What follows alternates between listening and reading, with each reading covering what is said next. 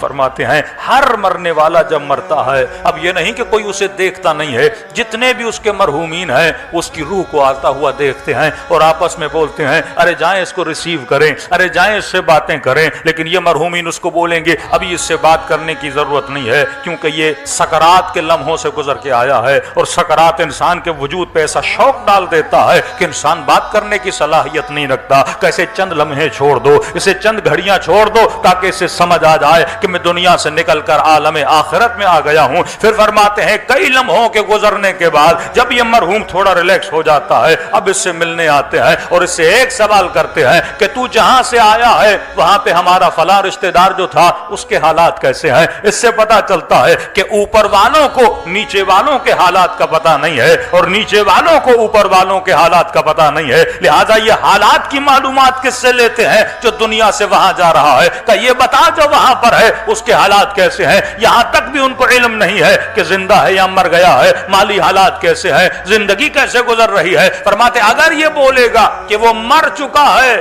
تو ان کے چہروں پہ مایوسی آ جاتی ہے، اس کا مطلب مر تو چکا ہے لیکن ہم اس سے ملے نہیں ہیں، اور اگر ہم نہیں ملے تو اس کا مطلب یہ ہے یہ وادی سلام کی طرف نہیں گیا ہے، وادی برہوت کی طرف گیا ہے، اور اگر یہ سنتے ہیں کہ وہ زندہ ہے تو ان کے چہروں پہ خوشی آ جاتی ہے، اس کا مطلب ابھی تک اس عالم میں آیا نہیں ہے، اور وہ دعا کرتے ہیں کہ پروردگارا اگر مر جائے تو اسے وادی سلامتی میں لا کر کھڑا کر دینا۔